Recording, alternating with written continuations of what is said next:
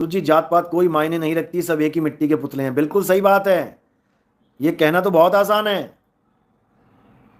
अपने बच्चों की शादियां इंटरकास्ट मैरिज करो, दूसरी जात वालों के साथ शादियां करो, हम तब समझ पाएंगे कि जात पात कुछ नहीं है। ये केवल बोलने की बातें हैं। जब बच्चों की शादी करने की बात आती है ना, सब जात, सब पात, सब गोत्र, सब मंगल, सब बुद्ध, सब वीर शुक्र, सब याद आ जाते हैं। ये समझ लो। फिर गुण भी याद आ जाते हैं, गुण वाली भी याद आ जाती है, गुण वाला भी याद आ जाता है, सब कुछ याद आ जाता है फिर। इसलिए अगर, अच्छा उषा शर्मा मैंने कर रखी है गुरुजी, बहुत बढ़िया। देखो, जात पात कैसे बनी है इस पे विचार करोगे तो तुम्हें खुद हंसी आने लग जाएगी। ये जात पात बनी कैसे है,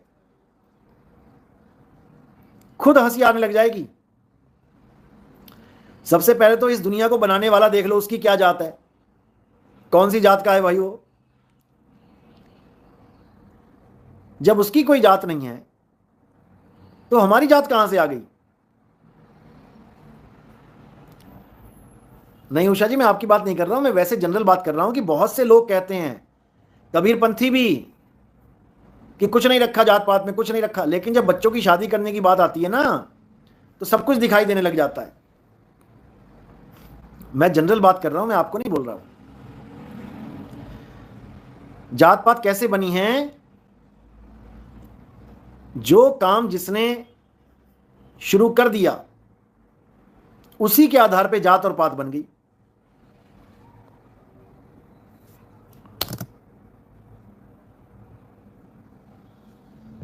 ये समझ लो।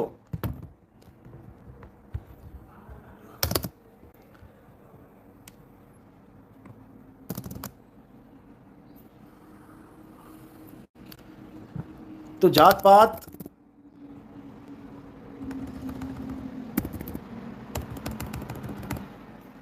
काम के आधार पे बनी है। जिसने सुनार का काम किया, सोने का काम किया, वो सुनार बन गया। जिसने लोहे का काम स्टार्ट किया वो लोहार बन गया। जिसने जूतों का काम स्टार्ट किया वो मोची बन गया। जिसने बालों की कटिंग शुरू करवाई वो नाई बन गया। ऐसे ही अलग अलग काम करके अलग अलग जात पात में हम बट गए।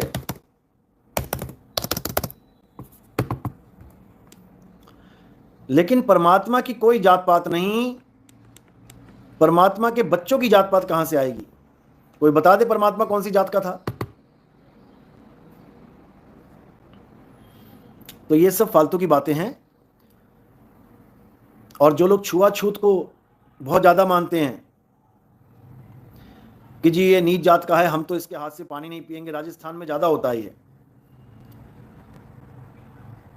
उन लोगों को बताना चाहूंगा मेरे भाई, जब तुम घर से बाहर निकलते हो, जब तुम किसी होटल में ठाट से जाके बैठ जाते हो, ऑर्डर कर देते हो, ले आओ भैया खाना, तो जहां पर रसोई में वो बंदा लगा होता है वो कोई ब्राह्मण नहीं होता है कि ऊंचे कुल का होता है, कोई क्षत्रिय होगा वहां पे। वो सब तुम्हारी नजर में जो नीच जात वाले हैं वही खड़े होते हैं वहां पे, वही रोटी बना रहे होते हैं, और 2-2 मिनट बाद पसीना पोंछ रहे होते हैं, उसी हाथ से फिर रोटी बन रही होती है, और तुम ही लोग खा रहे होते हो स्वाद लगा लगा के। समझे। जो तुम सोच रहे हो कि हम बड़ी ऊंची जात वाले हैं जी, हम तो नीच जात वालों को छूते भी नहीं है जी, ऐसा नहीं वैसा नहीं। समझ लो अच्छे से। जो नोट तुम्हारे पास आते हैं वो धोबी के पास से भी होके आते हैं, वो मोची के पास से भी हो, जमादार के पास से भी होके आते हैं। उन्हीं हाथों से जमादार उन नोटों को छूता है जिसको तुम थूक लगा लगा के बार बार गिनते हो। कहां बचोगे, कैसे बचोगे।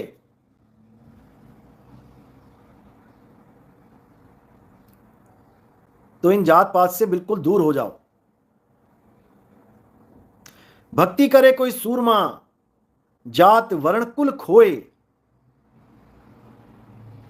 राम सोनवनी, दीक्षा लेना चाहता हूं। कोई बात नहीं, आप मुझे व्हाट्सएप करें, 9256111007, 9256111007। इस नंबर पे आप मैसेज करें और ऑनलाइन दीक्षा आपको मिल जाएगी। लेकिन आपसे कुछ सवाल पूछे जाएंगे, उनका आपने जवाब देना है पहले। दीपक मानकपुर, पूजनीय गुरुजी, एक ग्रंथ है मानिक सागर जिसमें पंच पनिका का जिक्र है, कृपया कर बताएं पंच पनिका का रहस्य। कौन सा ग्रंथ है, मुझे भेज देना ये। मानिक सागर। जुबैर अहमद, जात पात सब झूठ है, इसमें ना भर में कोई सार शब्द जाने बिना कागा हंस ना होए। लेकिन अब नहीं भरमेंगे, अब अच्छी तरह समझ जाएंगे कि ज्ञान होता क्या है। अब समय आ गया है, अब समय आ गया है।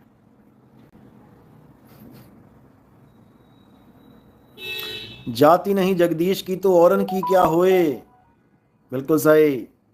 सतनाम सतनाम। अंजू, साहिब बंदगी सतनाम, जय सतनाम।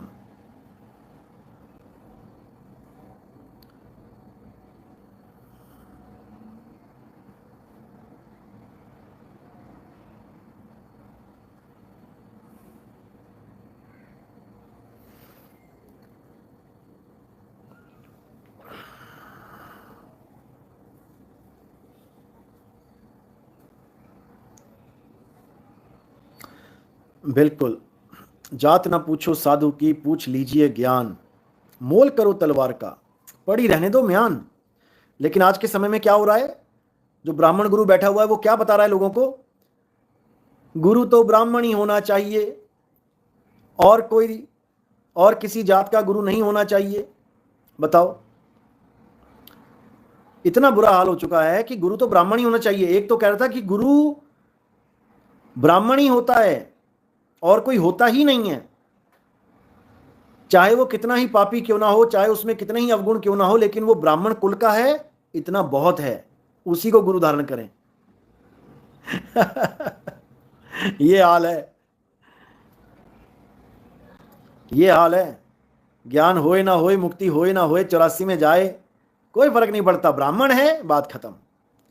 एक तो ऐसे धुरंधर हैं जो कहते कि मैं तो भगवान से कह के आया हूं कि मुझे मुक्ति भी नहीं चाहिए, मुझे मोक्ष नहीं चाहिए, मुझे कुछ नहीं चाहिए, मैं बस इसी ब्राह्मण कुल में बार बार पैदा होता रहूं।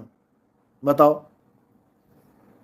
अरे सारे भगवान कह कह के थक गए, ये मनुष्य जन्म अनमोल है भाई, इस मनुष्य जन्म में मुक्ति ढूंढो। कहां है मुक्ति? किसी मंदिर में मुक्ति नहीं पड़ी हुई है जो जाओ वहां पर, किसी मस्जिद में मुक्ति नहीं पड़ी हुई है जो वहां जाओ, किसी गुरुद्वारे चर्च में जाने की जरूरत नहीं है मुक्ति के लिए।